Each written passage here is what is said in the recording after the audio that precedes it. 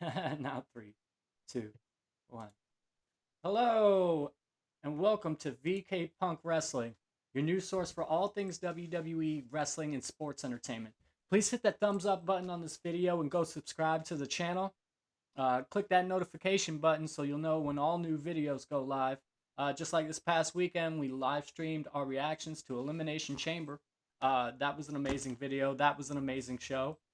We also crowned our first champion, being AK Havok, who will get bragging rights for a little while about this until WrestleMania, where me, Vin C Punk, will fulfill my destiny and get the VK Punk Wrestling title back from Havok. VK Punk Wrestling, we the ones for wrestling content. We have with us today, of course, I am Vin C Punk. We have, of course, AK Havok, our first championship, the Mouth of Mayhem, VK Punk Wrestling Zone, AK Havok. Hey, Havok, are you there? How you You doing, had man? you had 3 days. 3 days. And this is the best you've got. I came in and I told you straight up, I'm coming in and I am taking that title. It was mine all day. And that's the introduction I get. My God. You know what? Let me do this one myself. Ladies and gentlemen, you are looking at the longest reigning, undefeated, undisputed VK Punk predictions champion. I am the mouthpiece of mayhem, the voice of violence. I am AK Havoc. See, is it that hard, Mark? Okay, well, thank you for that. We got some stuff we got to dig into today, but how you feeling about winning that championship, bud? I mean, I would say I feel great, but I mean, it's like saying, how does it feel breathing air? You know it was going to happen. And just giving you a little heads up, you thinking you're going to walk into WrestleMania and taking my title? Think 2 years ago, WrestleMania main event. Cody thought he's going to finish that story, and well, who left WrestleMania with the title? The champ. You're looking at your new tribal chief. All right, man. Well, it seems like we're gonna have a lot of fun on this channel with all this. This is gonna be a great time. We'll have to see though, man. I'm not This is the worst I've ever done predicting a card. I've never done so bad in my life. Um, but I'm We coming should for we you should see next if they can time. I'm commission a coming for you at jobbers Mania. championship just for you. I'm coming for you at Mania, man. Okay. So before we get on to any of our stories and stuff, we have to do a shout out to our sponsor. Woo! Oh, I'm kind of in the way. Capco Championship Belts is an amazing company. Uh, I get all these titles made. You've seen. Oh shoot! Did I screw up? I sure did. Woo! That's okay. Sorry, guys. That was a little weird.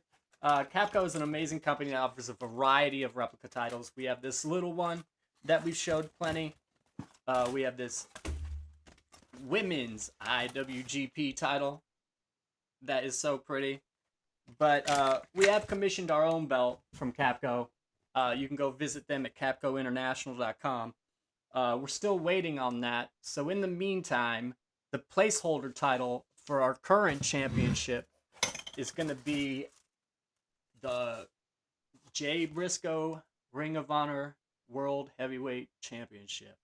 Of course, we'll put this on the wall over here and put Havok's name on it or something so it's in the background of every video and it taunts us every time we record. And drape it in gold. But go check out Capco, man. They're a really cool company and they make really beautiful work. Um, so let's see. Let's run down some current news that we have going. Jade Cargill breaks her silence on Twitter after the attack at the Elimination Chamber. A pretty long video where she goes on pretty much upping herself. She says that she is one of one and she is that bitch. So obviously she has some big plans ahead of her. What do you think about Jade Cargill? Honestly, I'm glad she's back. But speaking of Jade, now the opposite side, I got some news on Bianca, which kind of blends in with the Jade Cargill. After Elimination Chamber during the post conference, she came out and she pretty much gave one of the vaguest answers. Like she said, and I quote, I was so confused. Honestly, I was very confused. Like, I still need answers for that. I didn't understand what was happening. Naomi and I were sure that Liv did that. And Naomi kind of, pushed me that Liv and Raquel did it. When I got to my match, Naomi wasn't there because she was stretchered out, just giving the same thing. And then she ends it with, tonight was bittersweet. I'm trying to focus on WrestleMania. Second, I heard that phrase. The first thing I jumped on was Bianca was the one that was more involved in attacking Jade because a video surfaced of some guy that really read everything. When Jade's music hit, we remember Liv's face, that look of fear, like, I'm going to get attacked for something I didn't do. Naomi seemed very confused.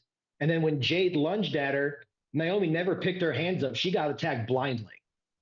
But if you looked in the pod, which I'll send you the video after this posting so you can share it as well, they zoomed in on Bianca when Jade was coming down. She was taking off her coat. We're wrestling fans. When does a wrestler usually take off his coat or her coat? Yeah, When no, they're I ready saw. for a fight. Yes, I saw the same thing. Cause Naomi looked confused as hell, like she didn't even know what Jade was doing there. But then Bianca was like getting ready, like taking her coat off. Yeah, man, I saw the video. And then the more violent Jade got with the attack, the more Bianca was like freaking out and crying. That kind of reminds me of someone that set someone up and then the punishment was way worse than they expected and they felt guilty for it. Right? Monday, the same thing. When she was asked about what happened, she gave one of the vaguest answers and then focused Yeah, all her attention on the main event for Monday Night Raw. Like I, she's avoiding talking about Jade. yeah, she said specifically, which you'll hear later in our Yay Boo review of Monday Night Raw, that she was just like, well, until I talk to either one of them, I don't really want to talk about it. Like she was just deflecting completely. Mm-hmm. Okay. In other news, right? Liv Morgan has also posted on Twitter where she uh lays out a picture of all the bruises and of course the lash from Bianca's hair.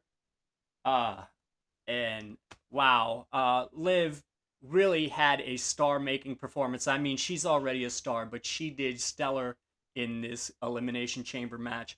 And just like all of her arms are bruised, I mean, she's got bruises everywhere, and that lash looked like it hurt, and it sounded like it hurt. That was so It sounded bad. brutal. Okay, but I mean, big ups to Liv Morgan. She's proven herself to be more valuable every day.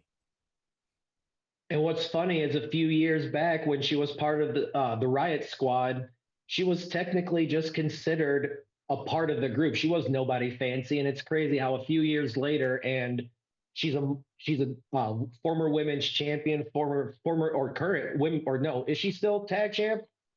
Or am I Yeah, no, they confusing? just won them. They only won them last week on So Raw. so she's carried like multiple of the main belts, I would say, for the women, because I don't count the U.S. and Intercontinental women's titles yet because they just came up. They're on their first But champions yeah, anyway. well, it's not Liv's first because I think she carried the titles with Rhea No, a few years back. what I meant was that the women's mid card belts are still currently with their first holders. Yep. Yeah. All right. The other news that I got, the good old trusted Ric Flair pulled himself away from the bottle to jump on Twitter and backtrack his love and support for Cena. We remember about a year or so or two back where Ric Flair said if anyone was to beat his record for how many world titles, John Cena was his guy. Well, something happened on Saturday. I mean, I don't know if you've heard about it, but I think I Cena did. might have turned heel. Yeah. Sunday morning, old Ric Flair pulled himself away from the bottle to post on Twitter, "It's been 25 years since I won my last 16th world championship, according to the WWE.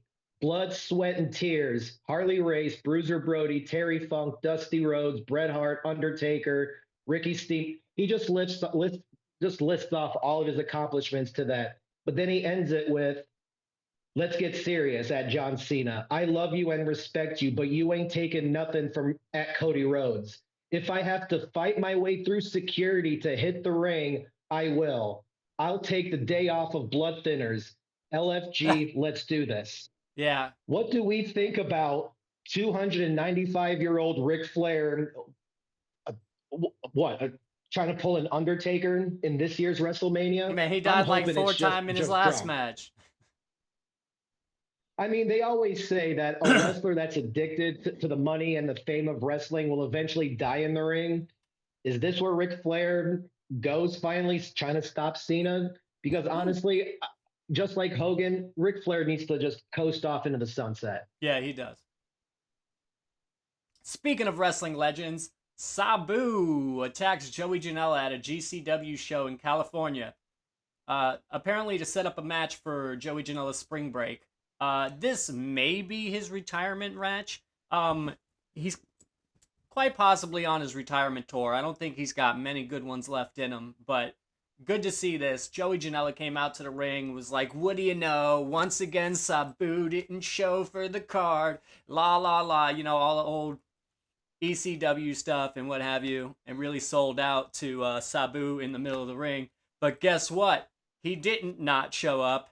He did show up. And of course, he whooped the crap out of Joey Janela. And like I said, this set up a match for Joey Janela's spring break.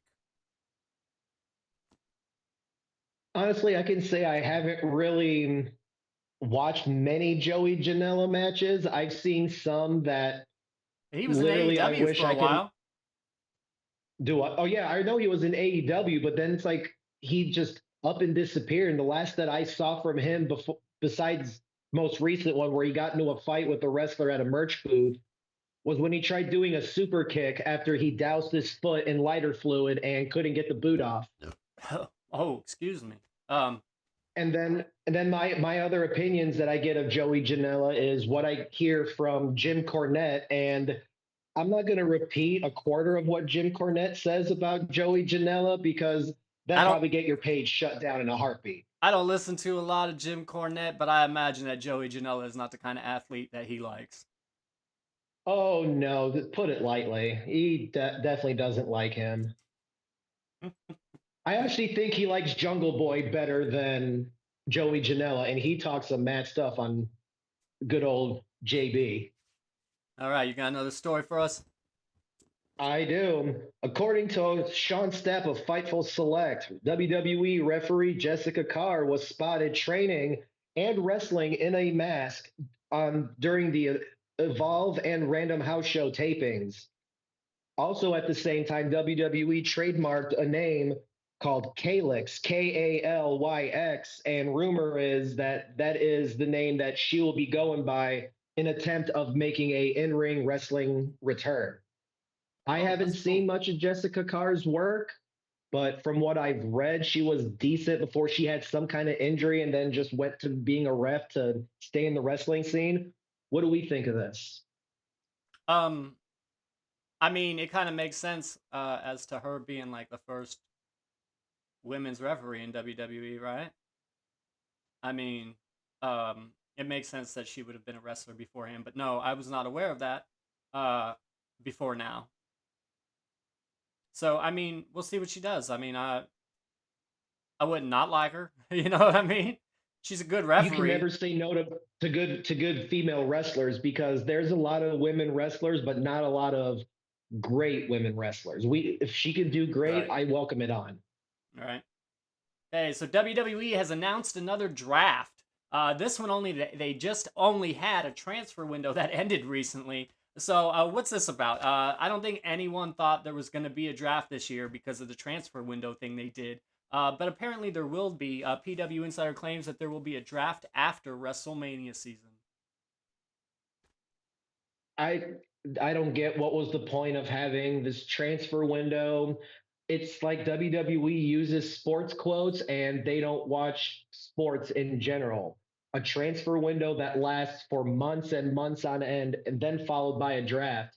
It's either keep the transfer window, revert back to the old days of everyone can be on both shows, or stick to a draft every year or every other year. Stop with all these random wild cards where, oh my God, AJ Styles is from Raw and he's here on SmackDown because they have nobody on SmackDown to challenge for a title and they need a championship match. It's like all these random like flips that they do just needs to get cut a little bit. It's like let's keep people, maybe have like random trades halfway through the year, but that's it.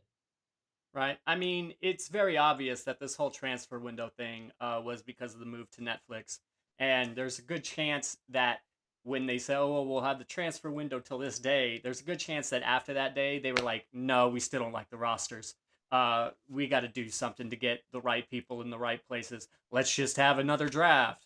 I mean, they've got to know that everybody's going crazy about this. Like, it can't make sense of Well, it. when Raw went to Netflix, they pretty much like sucked all the good talent from SmackDown to throw them onto Netflix because Netflix wanted all the top guys. Right. So obviously they had to keep the transfer window down because you're going to go from having two main roster shows and you're going to turn SmackDown into the C show because all the good guys are on Raw and they kept all the ones that no one really turns USA on for SmackDown. It's like guys like Roman Reigns, KO, Randy Orton for a while. All of them were going on Raw and leaving SmackDown with nothing, leaving them with scraps.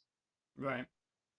Well, I mean, this all just seems a little weird, but we'll see where it goes. Hopefully, after whenever they do this draft thing, we'll get a really good divided roster.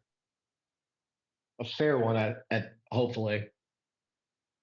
All right, next one I got is Malachi Black, Alistair Black, or Tommy End, whichever anyone remembers him by. Recently shared a fan made highlights video on his Instagram stories. There was no explicit WWE references in the videos, but there were people that spotted that every video or every clip that they showed was during his time in WWE, none of his AEW stuff. And then later on Saturday, right roughly around Elimination Chamber, right after, he posted on Instagram with his usual kickboxing gear saying, back to work. So obviously, it's been rumored that Malachi Alistair Black is coming back to WWE. They moved his wife to SmackDown. And If repackaged you her. were if you were in charge of creative, where would you put Malachi Black, and why would you keep him away from the Judgment Day? Ooh, you know what? I don't necessarily hate him in the Judgment Day. What I don't want him to see him do is go to the six. Yeah, yeah. Judgment Honestly, Day doesn't sadly sound enough, too I think bad. Wyatt Six has run its course. Judgment Day seems to be in this weird place right now, and maybe they need somebody like Aleister Black to tie it all together. So that doesn't They are actually. talking about a new member. Yeah, and I think Finn is starting to realize that they need one because yesterday, like I said, as we get into the review of Raw, um, he lured Braun to the ring with the intentions of having Braun ambushed by Carlito and then Dom, but Braun took out both of those, like dispatched of them fairly quickly. Um, it would have been nice if Judgment Day had another member that could have also gotten between them. So I think that's where that's going. But I mean, I don't understand why they would move Zelina from Raw to SmackDown if they don't plan on moving Black to SmackDown as well to be with his wife, oh, they probably will. No, you're probably right about that. Okay. or put her with Andrade because Andrade needs a mouthpiece. Oh, that would be a good working team, huh? Andrade, Alistair, and Zelina. I mean, we almost had something close to that within AEW, didn't we? I don't know. I think No, there was a Zelina time was before never in House of Black AEW. got big. and Andrade got there too. And it's like they either worked together or they did something, but it felt like they teamed together for a little bit. Oh, Not as Black a and group. Andrade probably did work together, but Zelina was never there. No, Zelina wasn't. All right. But I think this is great. I love Aleister Black. You know how they got those memorabilia plaques where they show you like a snapshot of a certain moment in time. They write a little brief description of it, and you get like a piece of the mat or something, and you Yep. can buy it signed. When Aleister Black won the NXT championship from Andrade, I have it. I have that plaque. I've got a plaque that's got part of the ring from after War Games when CM Punk returned.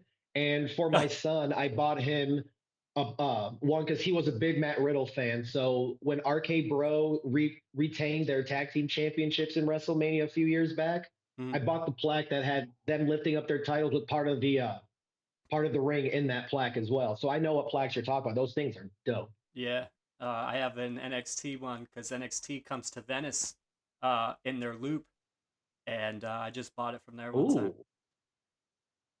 Yep. All right, so next story. With the four main WWE main roster titles now having the respective matches booked for the show of shows at WrestleMania, with Gunter defending against Jey Uso, Tiffany Stratton defending against Charlotte Flair, Bianca facing now Io because of last night's happenings and going on. And now to complete, John Cena. I'm sorry. It actually says Jerk Cena. Well, In he kind of is a jerk. facing Cody. This is a huge lineup already. With a lot of key players in the company not yet advertised for their matches. We still got like Punk and Roman and Seth. So many people are really unknown and in the air. So who will actually get the main events with all of these championships on the line and all the other matches that could possibly be booked? As of right now, the inside scoop is that is yet unknown. The placement of these matches on the WrestleMania card are not yet decided. So any of these or any other match could possibly be the main event. I mean, with how stacked that whole entire card's getting, it's hard to pinpoint which matches are going to close out WrestleMania because you listen to different people, I listen to different people, so you've probably heard different stories of possible main events. I've heard one where night one is supposed to be the rumored Seth versus Roman versus Punk match, so that way that feud gets taken care of. Punk gets his WrestleMania main event, and the match before that being Jay and Gunther. And then night two, everywhere I've read, night two is instantly being told it's supposed to be Cena and Cody. Oh, well, I mean, I can That's see the same that. way I'm looking at it. I see that. I see Cena and Cody really taking because they're really going to try to run with this Cena story now, soon anyway. And I think it's going to be better than what people think because I think Cena being a heel for the first time in 20 plus years, he even discussed on that Chris Van Vliet podcast how before Rock Cena won, he had brand new gear. He recorded a brand new theme song. He had his whole heel run prepared. So I'm kind of hoping that I when he think finally returns, he plays his new theme and has his new gear where it says "Just give up." I. Oh man, did I send you that video earlier of the guy in the Just Give Up shirt? Yeah, I actually did see another reel on Facebook that was like in a like an updated version of John Cena's first song. I mean, it was like a different beat and it went like a little heavier. You know what I mean? But I don't know if that's the song you're talking about. But well, no, he said that song never got released because second Vince nixed his heel run before Rock Cena won.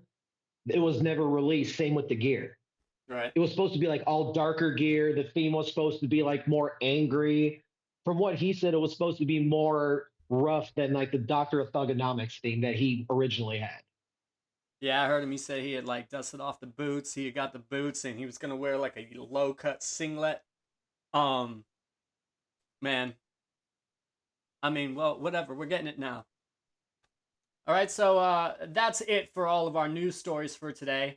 Let's get into the yay Boo. Review of Monday Night Raw from last night. To start the show, we were always going to get a recap package from the weekend's Elimination Chamber event.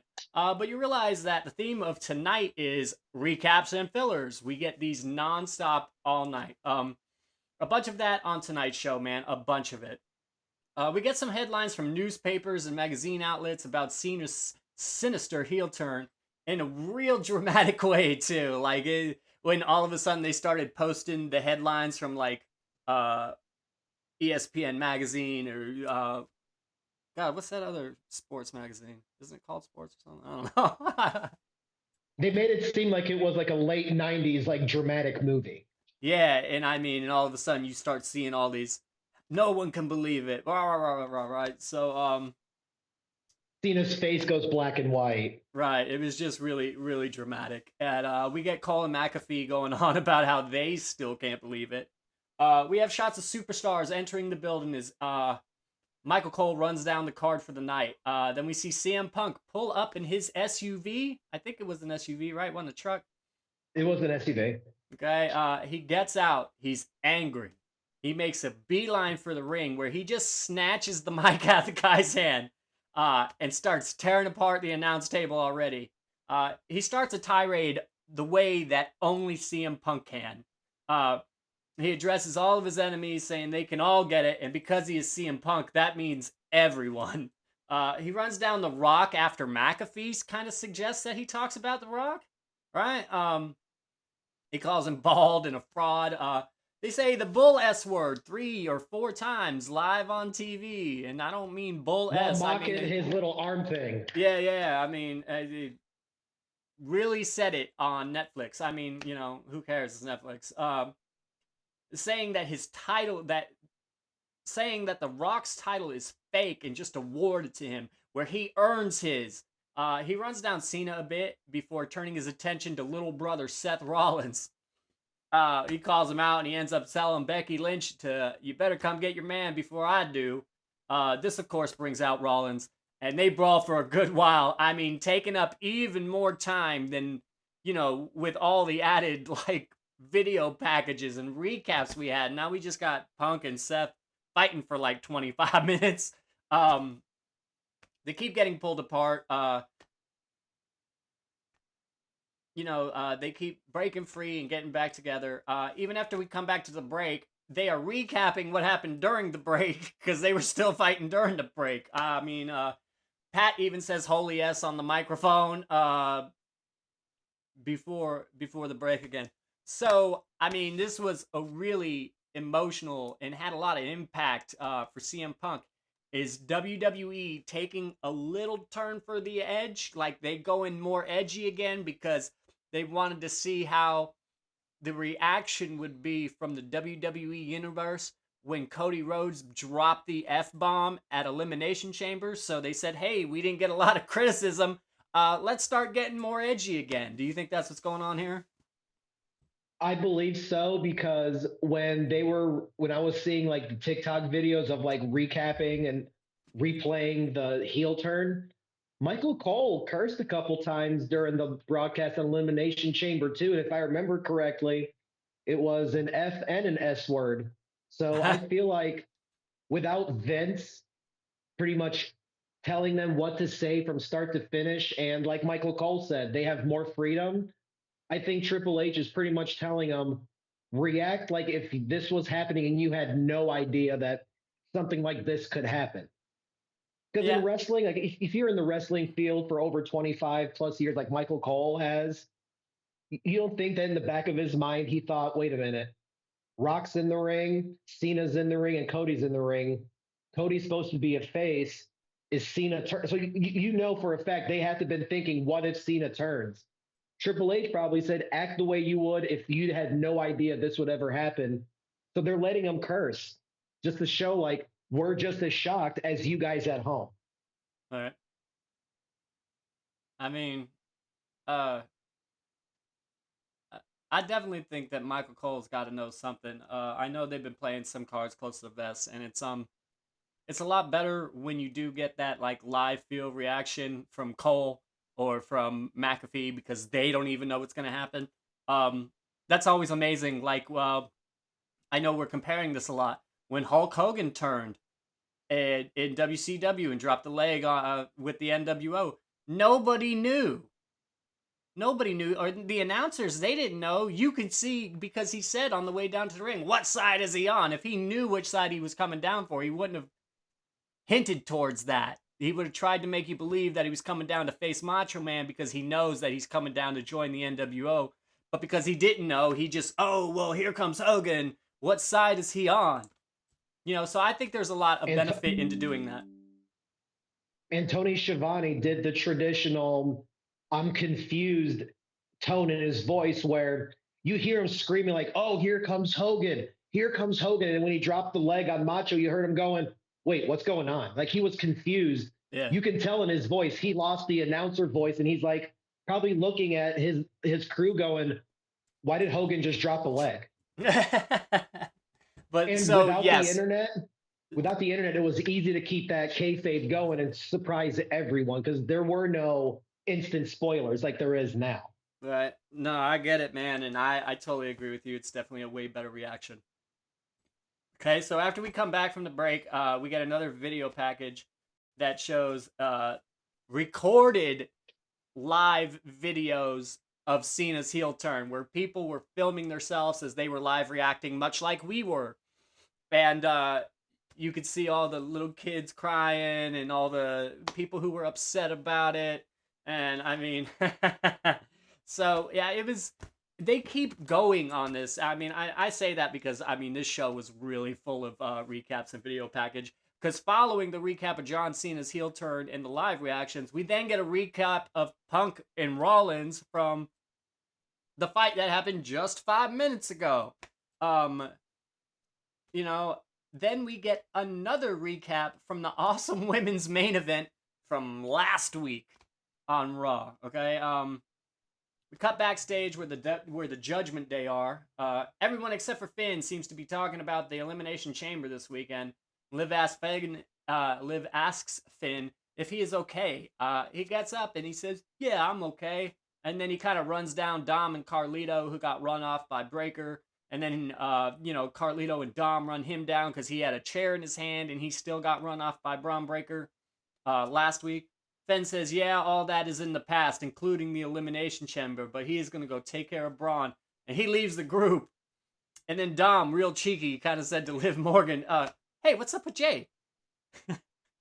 And, of course, everyone seems to claim that they know nothing about the Jade Cargill issue as the segment fades out. We cut to the ring. Well, wait, let's go ahead and I guess I didn't put my space right. Let's go ahead and talk about that. How do you feel about this?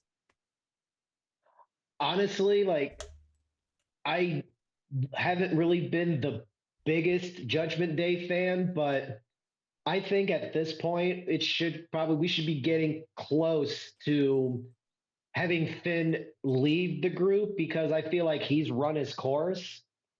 And I think they might be hinting at it because the last few weeks, every time Finn's talking, if you look right behind where his head's at, there's a little, I don't know if it's like a briefcase or a painting, but it's of the demon. I get they Oh haven't done yeah, the no, I demon, but have seen it. They have the so I'm little kind of hoping characters of that, everybody from the Judgment Day, and they're just like little cartoons and shit.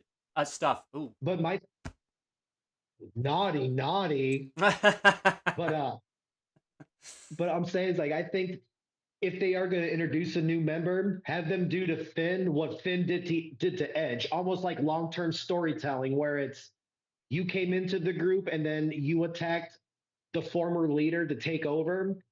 Have the new guy come in and have the new Judgment Day attack Finn to kick him out. Give him a feud with the new guy, but I think Finn needs a brand new like start. I He's would already agree. got new music.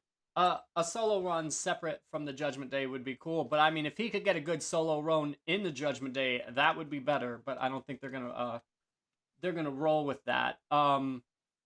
This is the history of the Judgment Day.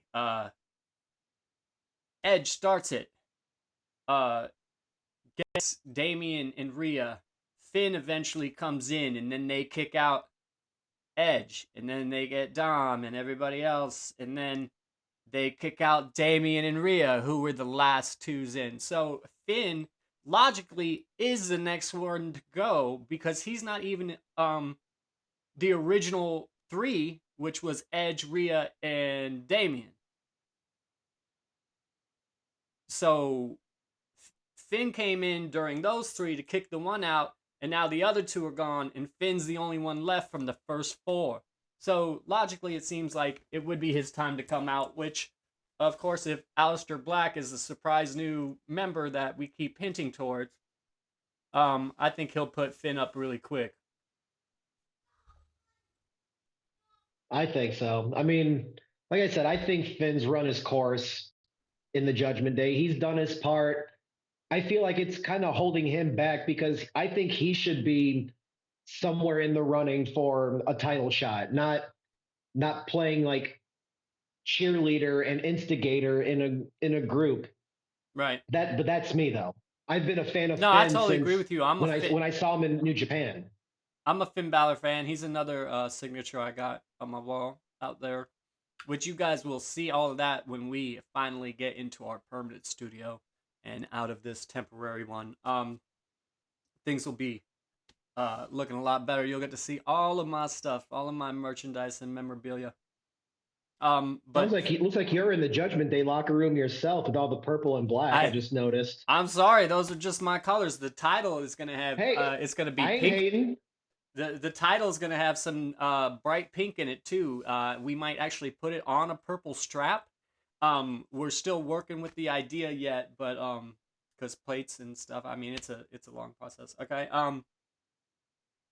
So after the Judgment Day video backstage thing, we cut to the ring where Otis has already had his entrance. Gunther gets an entrance, and he runs down the Alpha guys on his way to the ring, calling Otis strong as an ox, but also calling him a freak. Says he can't find a belt to fit him. When he gets into the ring, he's still talking, but cheap shot Otis in the gut with a kick and gets the early upper hand as the match officially starts. Otis fights back, but gets kicked out of the ring. Gunther goes for a crossbody to the outside, that big guy. Otis kind of catches him, but he gets tangled up in the ropes. So he kind of has to, like, wiggle him out and pull him out. And what's he do? He gives him the big slam on the outside of the ring. Yeah. Oh, he hits a fall-away slam. Okay, we go into the break. When we come back from the break, Gunther has Otis in a crossface, like a crossface-ish. Otis gets up and takes some kicks, but does his little shaky Hulk up thing that he does. Right? Until another kick from Gunther knocks him down. You get a headlock, headlock? Oh, a headlock into a suplex has the double down. Otis starts doing his little gyrating thing while he's laying on the mat. But he's heating up and he gets some chops back and forth. Gunther goes for a crossbody to be caught again and gets slammed for an Otis near fall. Otis goes for the Vader bomb but misses. Gunther hits this kick, sets up Otis for the power bomb, but it gets reversed with a back body drop. We exchange some lariats for a near fall. Gunther lands the power bomb and wins the match. Post-match, he keeps beating up Otis. This gets Tozawa in to jump on his back. He is easily shaken off by Gunther, and Gunther power bombs him onto Otis. And then when Tozawa's laying there after being power bombed onto Otis, Gunther goes to power bomb Otis onto Tozawa. But we get Jay's music. Jay comes from, save the day for no other reason than he's Gunther's WrestleMania opponent. He has no ties to the Alpha Academy. Just because Gunther is his opponent at WrestleMania. Jay goes over and tries to, runs him away. They brawl for a little bit. He gets out. But then Jay is jumped by A-Town Down Under. Jay takes them out easily, though, but Gunther sneaks back in the ring. Puts Jay in a sleeper until he's out. He puts one foot on Jay's chest and holds his title aloft.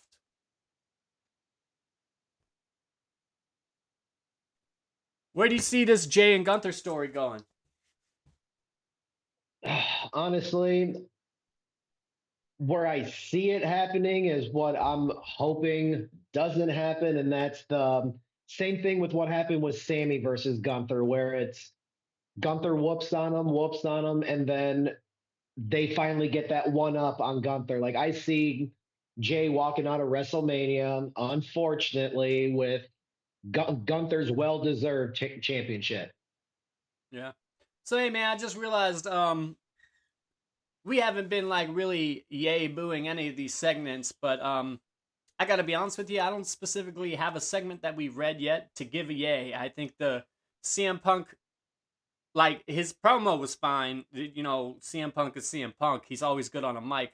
But I feel like the fight was really drawn out. It took too much time. So I say boo to that. And I think that this the thing with the Judgment Day is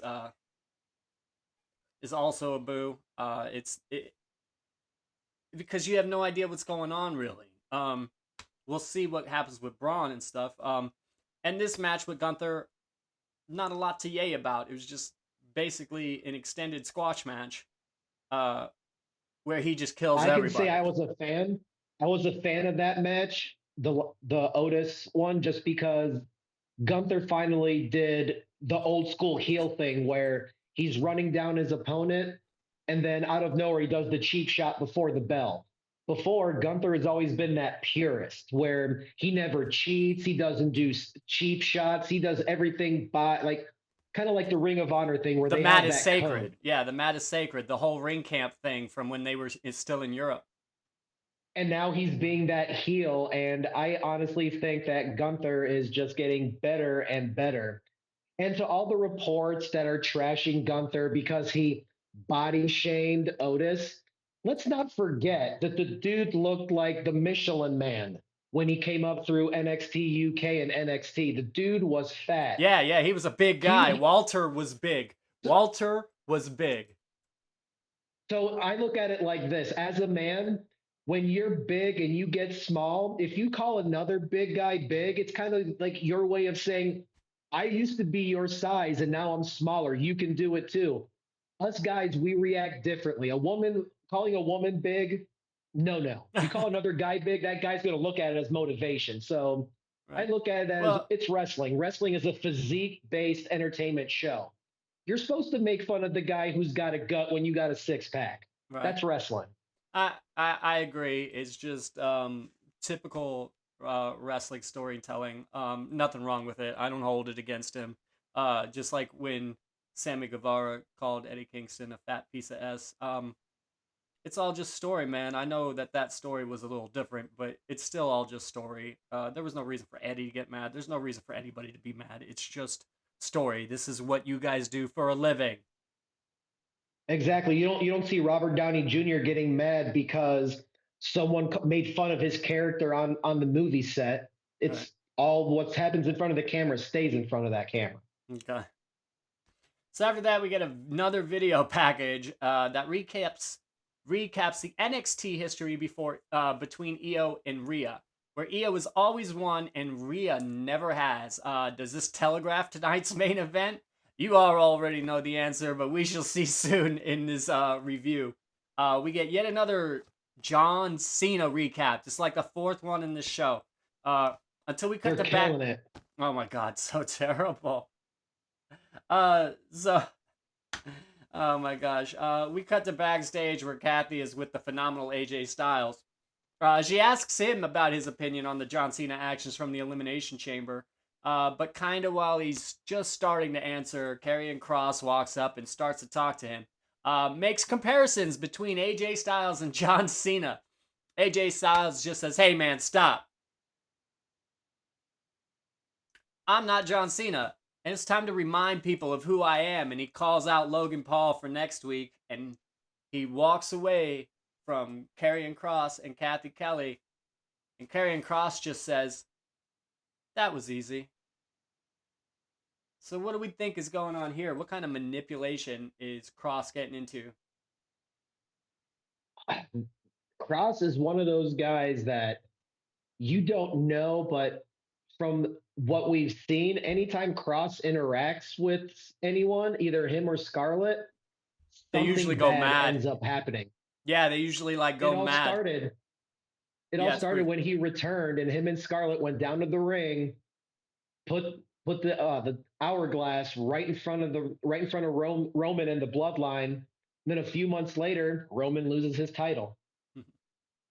Yeah. So, So yay boo I for don't know the where it's going on that segment. I'd say right in the middle. right. I actually like this. I'm gonna give it a yay because I like Karrion Cross, and I think these manipulative games he's playing with people. It seems like you said, it seems like everybody who crosses paths with, just so happens to have a little bit of a crisis somewhere down the road. Um, I think it would have been better if Cross would have been more brooding and more dark instead of coming off like extremely goofy. Even when he said, "Well, that was easy," like he had like this really goofy, like I just drank a pint of liquor and now I got the giggles type of laugh when he said that was easy. right. All If he right. would have So been more serious, I probably would have given that one a yay. That's why I'm more in the middle. Like I liked where they were going, but I think Cross should have been a little bit more serious and less goofy. hey, you know who Sammy Callahan is? Uh, I he was in what, TNA and I think GCW too, right? yeah. Because I was thinking about this whole Yay Boo thing because it's based off of the Yay Boo punch spot. Um, but he does his thumbs up, thumbs down thing. You know what I mean? And I'm maybe wondering if we should call it that. We'll have to discuss that later. But okay, so when we get to the ring, Ivy Nile is already there. Lyra gets an entrance. It starts off hot with a drop kick. Lyra's up early. Nile stops her momentum with a lariat and some hammer fists to gain control. Lyra fights back and nails a good-looking Northern Lights suplex into a bridge pin for a near fall. Lyra sits up top, but Nile gives her a dragon screw leg whip off the top turnbuckle, taking her to the mat where she focuses on that leg when we go into the break. When we come back, Ivy is still up. But Lyra rolls her up for a near fall and then another pinfall attempt. Lyra goes up top again and hits a crossbody that Nile kind of catches her. It looks like some people are having some trouble tonight. She kind of has to roll through and lift her up. You know what I mean? Oh, can you hear my dogs? Slightly, don't worry about it. Oh man. Uh, It adds character. okay, so she rolls through the crossbody, but Lyra goes into a power bomb that looked brutal, man.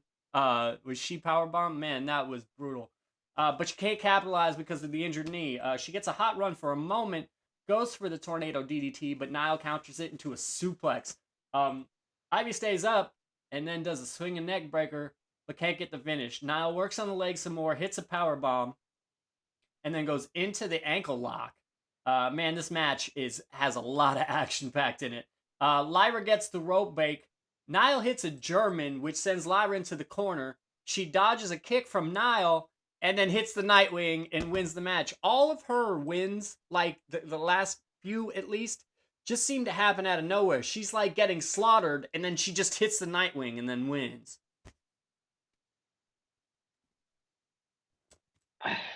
That one I'm like I've always thought Lyra wasn't ready for the main roster. I feel like she only got pushed because she's Irish and back then Becky Lynch was still the top female, so it was like she was giving her the rub because it's like, hey, we're from the same area, and it's Ivy. I'm still not sold on. Like I know she had great run in NXT, but I haven't been impressed with her main roster run. Okay. So this match to me was like a match that I would have been okay with if they would have cut it from the show. Yeah, it would Because have been okay. honestly, So it I take it wasn't you're that not good of giving a it a match. yay then.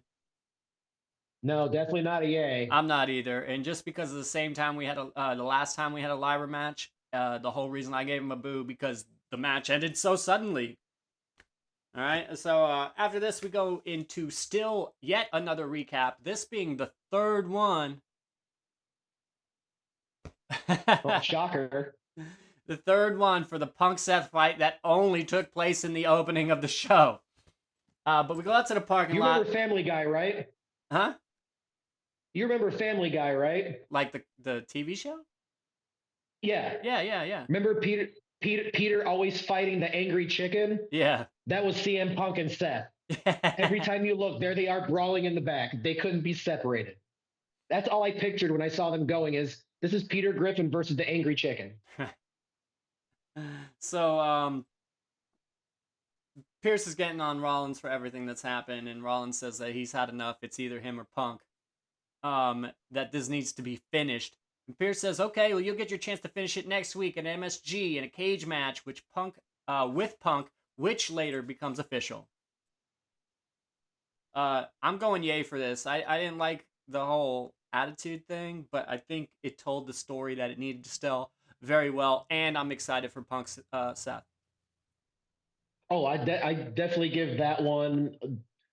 I honestly just like the Punk opening promo. This section here, only thing I disliked is that I can only give it 2 thumbs up and 1 yay because I think those 2 segments are what kept Raw watchable. Right, Seth and Punk to me were the main reason why Raw was tolerable because it felt like it was like you said, it was all filler and recaps. right. So right. Like I said, I'm a little stoked for this. If I wasn't so excited about seeing Rollins and Punk, and not because I necessarily like either one of them, but because they're I'm sorry about my dogs, ladies and gentlemen. Oh, you're good. They're fine. So because it's so emotional and it's so real, I just feel like they're gonna have a really amazing match. I think it if it's just those two in a singles match, it's gonna be the one to beat on the card.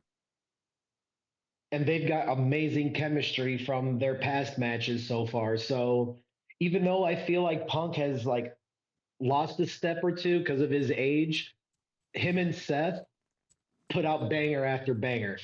Right? I got you. So next we go to the ring with Ludwig Kaiser, who's already there. They've not showed a lot of people entrances on tonight's show. And we get a recap of the feud between him and Penta. He runs down Penta a little bit, but then of course Penta gets his amazing entrance because WWE has big plans for him. And he comes to ring to beat off and chase off Kaiser. Not much to really discuss there. Penta's definitely going to come out on top here. He's not going to lose the payoff of whatever his first main roster feud. But it's really starting to showcase Ludwig as that like He's good. sniveling weasel of a heel. Oh, I love Ludwig. I love Ludwig, and I can listen to him talk for hours. I love just, ladies and gentlemen. His whole shtick is just so good. His gimmick is so awesome. What's funny is when I hear him speaking and I hear the accent, all I can picture is like my parents talking. I'm like, oh God, he's got that Eastern European accent. It's so good, man. But It's I just love how he talks everyone down, even when he's not making fun of them. Like just his tone has got that, like MJF and on AEW. The real condescending piece of crap guy. Yeah, you would like him. But I'm saying like MJF like tells people I'm better than you and you know it. Ooh. Ludwig just opens his mouth and it screams, "I'm better than you." Like you can't help but hate him because of his voice, and that's why I love Ludwig. I love him too, man. We push him to the moon. Yeah, I think so too. We cut backstage to another Kathy Kelly interview with Bianca. This one we kind of talked about earlier, where she asks Bianca about the Jade Naomi story. Bianca says she can't talk about it right now. She really needs to talk to both of her friends before she does. No reason to discuss that again. We get a weird Chad Gable video package where he is like wandering, I assume, through Mexico. And he runs into an old man who tells him he must become Lucha. This is silly. But apparently American Alpha still, or I'm sorry, not American Alpha, American Made still has some time to get that gold before he returns, because apparently he is only just about to become Lucha. Honestly, that one, I literally felt like Vince McMahon was back when they played that because they were trying to say, "Oh, he's in Mexico. Tell me what Mexican stores has signs in all English. But the one Oh thing no, that I'm I sure a did lot of hear them that I do, man. read, well, I'm saying like it seemed like they were probably like filming in like on like a southern part of California that's probably Oh, right more by the than likely. border. Yeah, I doubt they were really in Mexico. But I heard somebody like obviously people have way too much time on their hands because they dissected it, and in front of one of the stores that Chad Gable walked past, there was like a Spanish writing that translates to the two brothers. Who did Gable start having issues with his issues with Lucha? The It was with Creeds? Penta.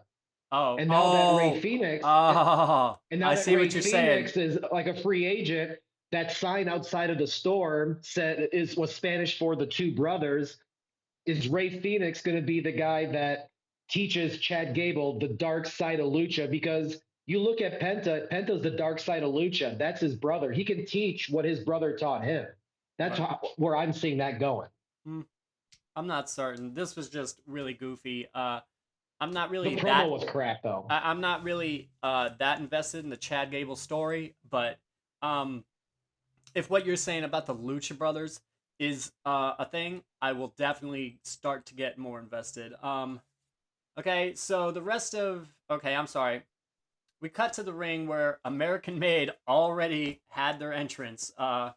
We get a recap of last week between these teams. The War Raiders enter and we start the match off hot. But American Made takes control early with quick tags and teamwork. Eric hits a slam and gets Ivar in the ring for a hot run, and War Raiders run wild. Ivar sits up top but catches a drop kick, knocking him to the outside of the ring and thrown into the stairs before we go into the break.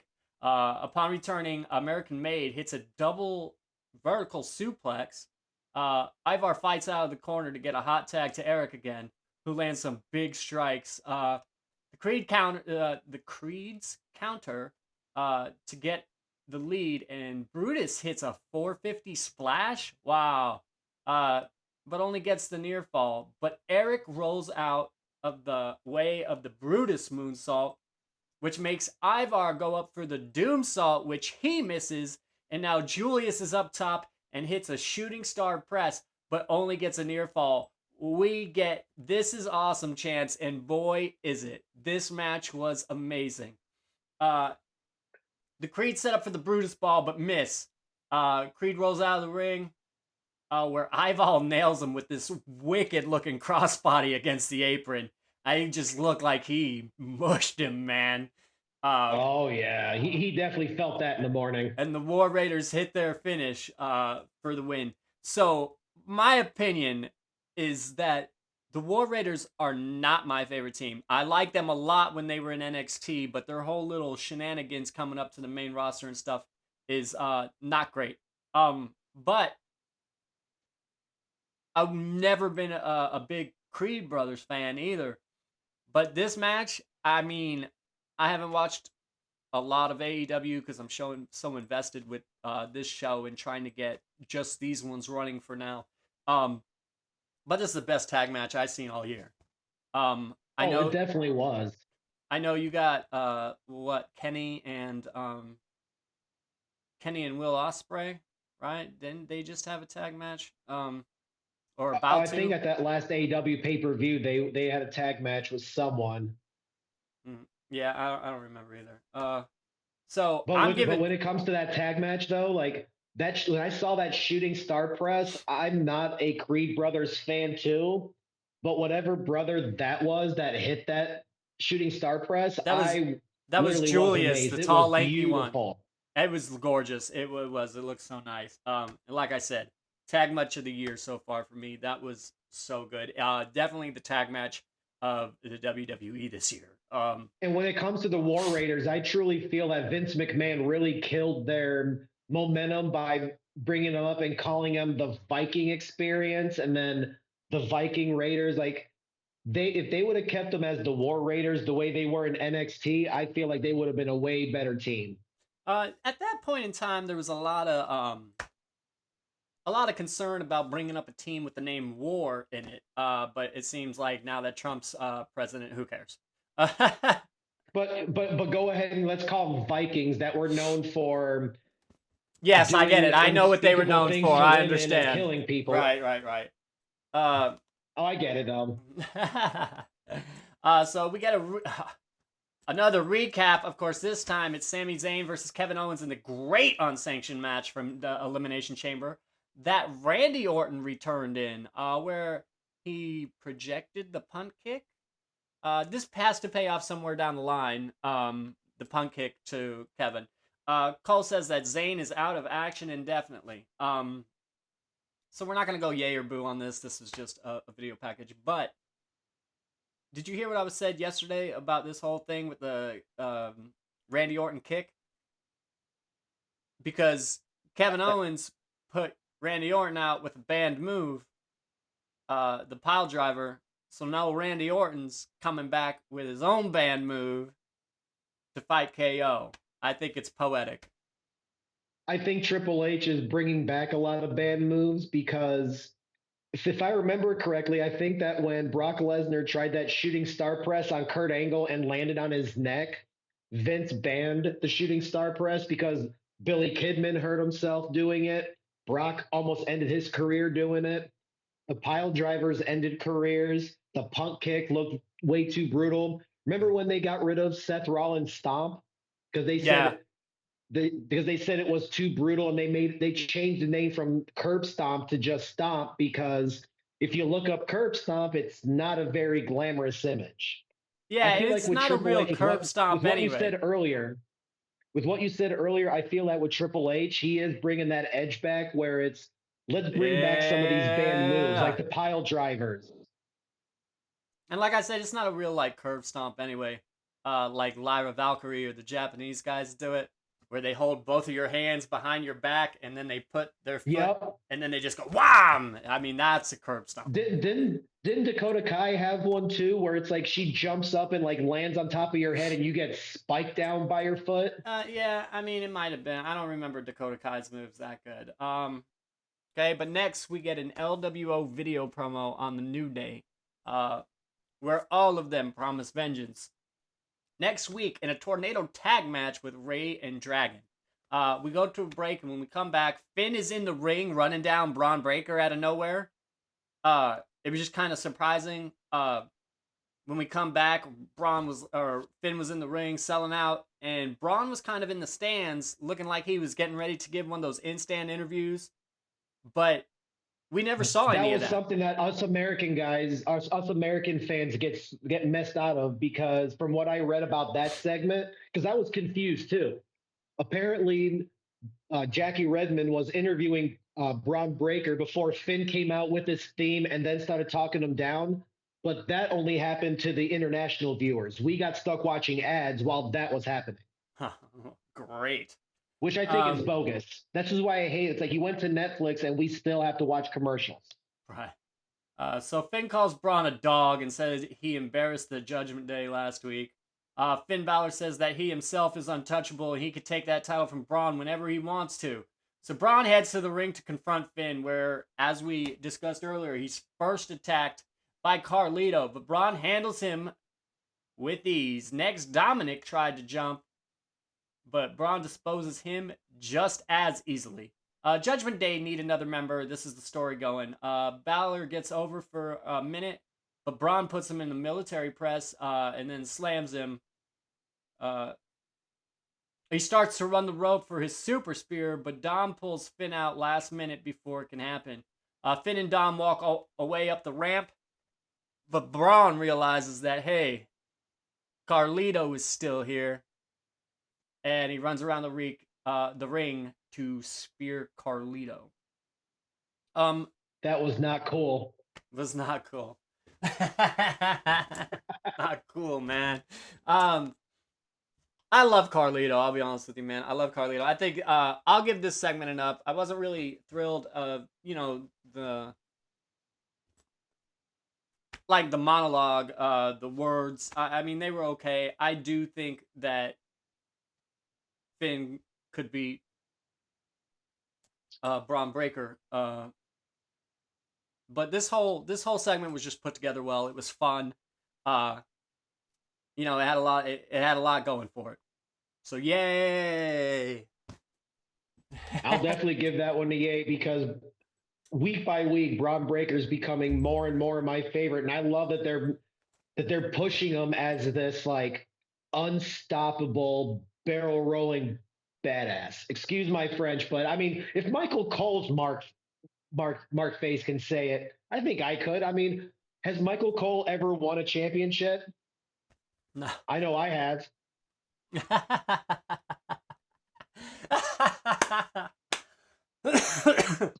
All right, so let's get this rolling. We're starting to run out of time here. We still get another recap of Cena. Jeebus Christ, man. I mean, this is so. And then we go backstage for a Jey Uso interview where he is very emotional and addresses his doubters who have been hating on him all week. And he says that this is always the case, but he's not going to do it for them. He's going to do it for himself. Yeet. Don't forget that inspirational line he said before he said yeet. Oh, It was, and I quote, "Ugh." It sounded like he was having a bowel movement. what is it? Ugh. 2 syllables, 1 word. Yeet. Isn't that what he says? Is it something like that? It's something like that, but I mean he's proven that he's not the brightest crayon in the tool shed, and I'm a Pollock, and that me saying that. Tell me what's the difference between Jey Uso and Doink the Clown at this point? Oh man. I mean, the best part of Jey Uso for me is when he got obliterated with Cody after they won the tag championships. Then I can understand that They got he to had do some what sells. libations. Yeah, I don't know why he had to extend the catchphrase to 2 word or 2 syllables, 1 word. Yeet. Like just yeet was They're fine. catering to the younger crowd because I've noticed that like a lot of the younger generations like to do random sound effects with their slang. So I'm thinking that's what Jey Uso's Well, whatever. doing. Is what I mean, kids. the fact is, it's got over. They're gonna push it until the cow comes home, and it's not over anymore. So look for more of this. This is just gonna continue until everybody goes, you know what? This has played itself out, and it might be a while. Yeah, I was gonna say because we still do the what's, and that's over 20 years ago since Stone Cold did it, and we still do the what's. Right. I feel like your great grandkids are gonna be watching wrestling, and you're gonna hear "Yeet" right in the background somewhere. All right, so next, man, our Monday Night Raw main event. Bianca Belair gets an entrance to be at the ringside for the Rio EO main event. Io and Rio get their entrances, and we get some in-ring introductions here. Rhea gets a lot of love from the crowd, where Io doesn't get booed, at least. Tie up to start this match after the official bell. Rio slams Io and gets dominance early on. Early near fall. Io gets a roll up, and we get a couple of botch spots pretty early into this match. A little couple of missteps. We get some quick action despite those missteps, and Rhea gets Io in an electric chair. Io does the Cazador roll up for a near fall. Rhea pulls Io out and swings her into the ring apron back and forth, suplexes her to the floor outside when we go to ads. Back from the break, Rhea is on the top rope and lands a drop kick to Io in the ring. But Io gets some momentum with a straight jacket backstabber that looked pretty cool. She goes up top for a drop kick, but Rhea dodges, and then she dodges a knee and gets some momentum in her favor. Io does another Cazadora roll up into a stomp where she gets a 2 count pin, and we go into a double down spot. They both get up, and we go into a yay boo punch spot that seems to favor Rhea a little bit. Rhea reverses Io for a big slam into a near fall where Io counters the prism lock and reverses into a suplex. Slams Rhea's arm into the ground, but misses the springboard attempt. Rhea hits a big kick that turns Io inside out. Rhea tries to pin Io, but Io kicks out. Io counters a riptide into a DDT that was really sweet. And then she just goes on a streak hitting damage control moves. She hits the running kick from Dakota Kai, then goes up top to deliver Kairi Sane's insane elbow move for a near fall. And after that pinfall attempt, she locks in the Asuka lock. Rhea gets to a corner, but Io hits the bullet train knees. She goes up top, but is pushed by Rhea. She loses her balance up there, who goes up top for a big back suplex. This gets a near fall. More This is awesome chance. This match is already going well. Rhea applies the prism lock finally, but Io rolls, countering the move and sending Rhea outside to the post. Io hits an amazing looking sunset flip powerbomb spot that I have never seen anybody land before, because Rhea is standing on the apron on the outside holding the ropes.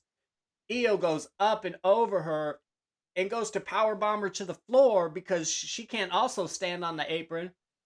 And it seemed like there was a little bit of a struggle, but then Rhea finally let go and she goes clear across the floor into the barricade. Man, that was brutal. It looked good. Oh, man. Rhea gets back in the ring for the over the moonsault, or I'm sorry, Io. But Rhea's legs are in the ropes after she goes for the pin. Io goes for a suicide crossbody to the outside, but Rhea puts her in an electric chair again and slams her face on the apron and then on the announce table for another double down spot. Io just beats the count back into the ring, and Rhea is waiting for her until she gets distracted by Bianca for some reason. I don't know what was going on. Bianca's just sitting there. She hasn't said nothing on commentary, really. She hasn't got up and moved. She's just sitting there. I don't understand why Rhea was so distracted by her. They get into a little scuffle, and Bianca even puts her hands on Rhea, but the ref decides not to throw the match away, despite the involvement of Bianca. Rhea gets back into the ring, goes up top to try to hit a super riptide, but Io counters this into a hurricane runner from the top, and she gets right back on the top rope, hits the over the moonsault, gets the shock victory, and becomes new WWE Women's World Champ. OMG, she's the champ again. A very well deserved title win. Like, don't get me wrong, I'm a massive. What a match. I hate calling myself this, but when it comes to Rhea Ripley, you're going to understand this. For Rhea, I am one of her biggest marks. Oh, yeah. But I mean, who isn't? But her losing to Io, I've thought for a while that Io always gets slept on. She's so underrated. Like, her move sets, she should be hailed as a better competitor than what the wrestling community makes it out to be. That woman is talented, and putting the strap on So her, good. I think, is a good choice. You can't beat it. I disagree. The only reason I disagree with Rhea losing is she hasn't had if it strong was going to be a runs. one-on-one match, I would. I mean, you know how they always say, like in AEW, meat meets meat, when it's like two big beefy Oh, yeah, dudes wrestling. meat. Yeah. We would have had the female version of that if we would have had Rhea versus Bianca, because outside of Jade Cargill and Jordan Grace, Bianca and Rhea are two of the most jacked females that they have. That's also got the height with them too. Woo. Right. So that would have been a great match, but I still think that Io being given the strap is well deserved, because I feel that her title reign was cut a little too short and she never got a chance really to regain her strap before she got thrown back into being a stable member. So right on that match, I will give it 2, oh yeah 4, 6 thumbs up on that one. I mean, that match was better than I thought. It gets a lot of yays, and let me tell you what, man, this women's division has been putting on for this company. The main event of the last 2 weeks Raws, both women's matches, both out of sight, man. I mean, how amazing have these women been? They have been crazy good. They have showed up and showed out. They are doing their damn thing on the main roster, man. And even in NXT has a strong women's division too. Now remember, we were talking during that main event, and you and me both were saying to each other, man, there's a lot of botches early on. Yeah. For a match that started off with a lot of botches, those women turned that match around. Yeah, I mean, because they happened in pretty quick succession, right? I mean, it was like 2 minutes into the match, and then Rhea like tripped or rolled her ankle or something, and then it was only like 30 seconds later where a couple more spots didn't seem to go the way they were planned. And let's not also forget that sunset flip power bomb. If it wasn't for Rhea and Io's quick thinking, that would have been another botch because it looked like Rhea and Io were losing their balance and their grip, and they somehow, in while it was happening, readjusted their grip to at least finish the move off without it looking sloppy. Like those two women deserve to be put on a pedestal, especially after that match. Yeah, no, I mean Rhea's always been great and Io's always been great. I don't think there's any two better women's competitor in the company right now. Rhea and Io both. I'm such a Io fan. I know I said this probably in the last video or maybe one of the last videos that when Diva, my dog, had puppies, we actually had left with two of them, and I named one of them Io and one of them Kyrie. Yeah, I remember you had that in your video yesterday. Right, yeah. So somebody actually came and adopted Kyrie later on, but we decided that we were going to keep Io because Io was the runt. It didn't seem like nobody wanted her, and so we kept her. We still have her. Who doesn't want the genius of the sky? Right. So we still got her, and Io. Do you remember Io's face run in NXT before she became this like darker, more mature like character? Uh, Bits and pieces, I do. I She remember used to her come still to the having ring. that like humor to her. Yeah, she used to like come to the ring in a mask. Like she'd make her entrance from the locker room or her exit from the locker room, her entrance down the ramp, and she'd come out and she'd have this mask on, but then she'd take it right off and she'd like hold it up and look at it. I actually have one of her Oh, that masks. I don't remember then. The only person I can remember female wise wearing a mask and taking it off was Asuka. Kind of like that, but like a lucha mask more than that mask like that. Kind of like is if you go into a Japanese wrestling like Tiger Mask and Okay. Black Tiger and stuff. I'd have to look it up to get refreshed. I probably remember it, but I'm old, so my It's memories just without the big fluffy like chop sides. gotcha. It was a very cool mask. It's the only mask I use. I was thinking about doing a little gimmick um for the podcast at one time where any new but I seen it on a different wrestling podcast where any of the new personalities they have to wear a mask until they can prove themselves, like a lucha mask. But it's a fun Kind of, kind of, idea, kind but of it's like what somebody Jessica else's. Carr's been doing on Evolve, wearing a lucha, like wearing some kind of like lucha style mask while she wrestles. Right. All right, man. So overall, Monday Night Raw, yay boo review. We giving an overall yay or an overall boo?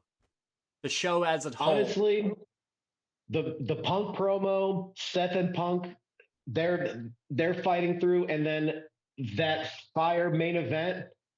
Honestly, if you got rid of those three, that show is hands down a boo. But with Right? those I three in know. there, straight up I thumbs totally up. give you a boo. There was a couple good matches and the Punk promo, not the brawl after it. But I mean, there was a couple of really good spots in that main event. Was fantastic. But other than that, I'd have to say overall boo, man. Not great. Didn't I like it. think it was. I think it was still good. I just don't think it was the best episode, but it was better than last week's, in my opinion. All right. Well, the way I see it though is outside of Drew and outside of Seth, name me another person on that roster that can tell you a story and you will sit at the edge of your seat and go, he's right. No, it's Like good Punk stuff. stole like all that anger. Seth, you would think with the way Punk and Seth are acting, you would literally think that these guys absolutely cannot stand each other. And they probably But we can't. all know the second that but when those cameras come off, you know they're hugging each other, going, dude, they No all got it. way. No way. Not those two. Oh, Did you see Seth's well, live Seth already reaction to Punk's return? well, Seth on Chris Van Vliet pretty much said that they pretty much talk things out, like how to work things out, and they're not buddy buddy where they're going out and having a steak dinner after Raw, but they literally like Seth told Chris Van Vliet that him and Punk sat in like in like an office for like 3-4 hours to hammer down their promos they were gonna do, the move sets they were Oh gonna yeah, do. Like CM Punk knows how to run they're a professional. feud or a program. They He don't knows. hate each other. They're whatever that word is. Again, old, but they get along enough for the business. I think that Drew and Punk are actually friends All right. because here's why. Here's why I think that one. Remember when Drew was sitting crisscross applesauce on the announce table, Yeah. and uh, Drew was saying he used to Uh, be the chosen one, and Punk goes, "Chosen one? Who chose you? What's his name?" If you hate someone, I don't care how funny of a joke they say. If you hate someone, you'll never laugh at their joke. Like Drew was like seriously laughing. I just think that these segments, like guys like Punk, guys like Drew, or not Drew, but Seth, pretty much sold to me. That's why I say Raw was. If I was to give it like an out of 10 ranking, I'd easily say it was like a 7 out of 10. all right. Where it wasn't the greatest, but it was definitely not the worst. Drew's definitely been getting better on the mic. My favorite line from all of 2024 was when he was up against Sheamus, and he says, "Man, you always say banger after banger, but you remember when Sheamus came back for that really quick, Oh yeah, and he was big, and it's he like burger he after says, man, burger. looks like all you've had to do is burger after burger." What a great line! Sheamus broke real quick, and he was like, "See, that's why I like Well, you." It was my good. favorite Drew moment from last year is when he randomly posted on Instagram going, "Look who I ran into," and it was him and Jungle Boy. Oh yeah. Oh yeah, I remember that. Um, I look at it and go, Drew is like the king troll. right. All right, well, we got some more videos coming your way this week. Unfortunately, there is not going to be a video tomorrow, ladies and gentlemen. I will be in a tattoo appointment from like 2 o'clock till like probably 8 or 9 at night. So Oh, I are will, you finally getting that Charlotte Flair tattoo you were telling me about yesterday? yeah. You're gonna get Charlotte's I'm face like finishing tattooed this. like right on your butt cheeks. I still got a lot of space on this arm that I need to fill up. As you can see, we did this one and got it full. Um, but I'm working on this one. Uh, my tattoo artist is one of my clients, so we just kind of go back and forth. I don't pay her, she doesn't pay me. I get like 16 hours under the gun a month. All right, so I guess I'm gonna have to go talk to a pilot and use my being a champion now, use a favor and see if I can get a trip to Florida to get some tattoo work done because as you can see, not much. I'm naked. This thing comes all the way down on my chest. I got a dragon, and then we're putting another dragon here. We don't have it like finished yet. I don't know if you can see it. Whoa, don't pull that shirt down too much. You don't want to show some nipplies. NSFW. Have to put like a pixelated bar on there. All right, Too hot for guys. TV. Well, like I said, we will get some more content out to you later this week. I'll probably line up another news episode on Thursday or so. I don't really know what else I have going on that day, but I would love to come up and just put out some content. Maybe we can get just a dialogue video with art where we describe what we hope to do with the future of this channel. We'll Is figure that a something. new host? Huh?